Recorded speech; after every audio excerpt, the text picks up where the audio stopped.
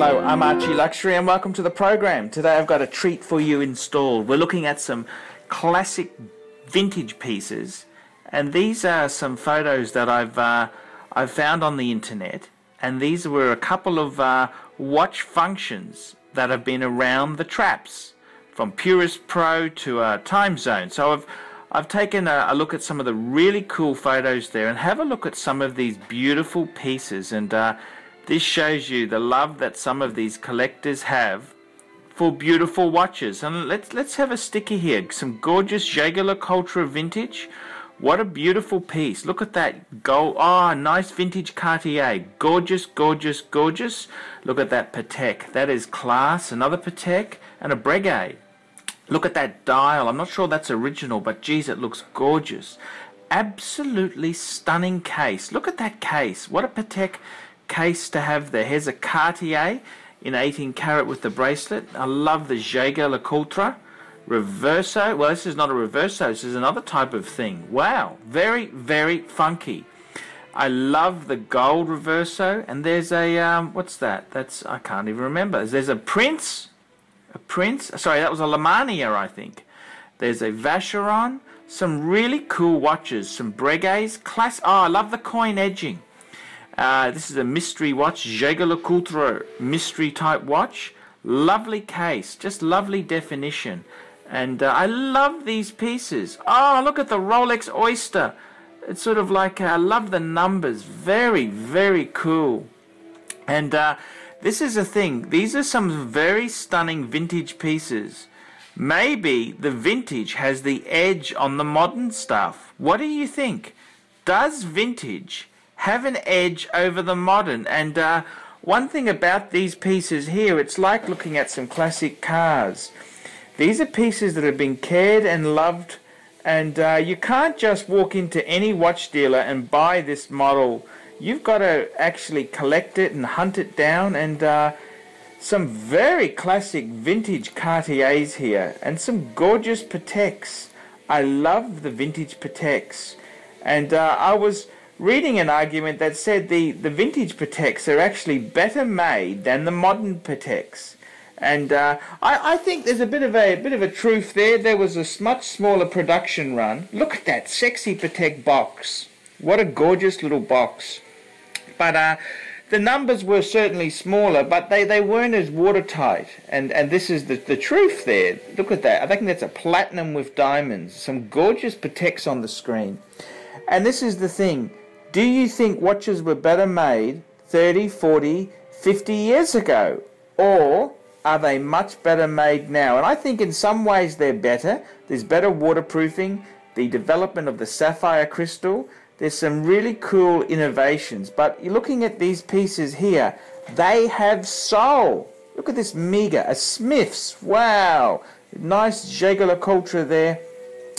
They've got soul, and that's something that's lacking in a piece from, you know, the conglomerates like Richemont or Swatch. It doesn't have soul. Look at this Rolex Prince with bracelet. What a gorgeous piece. And these pieces here, they have soul. And often the thing is, the collector would say that, you know, the vintage pieces have much more soul than the modern pieces. And you can, if only these pieces could talk, I'm sure they would tell you a story or two. And it's just gorgeous to have a look at vintage pieces and see what they're, you know, just to look at the love that's gone into them. And many of these pieces here would have had 2 or 3 owners at least. And they've been passed down and cherished, and they're now in this collector's forum. And it's a wonderful thing to see. And I'd like to throw that question out. Do you think these pieces, does vintage have more soul than modern? That's a really good question. Does vintage have more soul than modern? And I've got mainly modern, you know, that they're sort of, my pieces are within the last 20 years. But some of these pieces here, the size is a bit small. That's one negative. You know, by modern standards, they're very small. But what's to say that's wrong?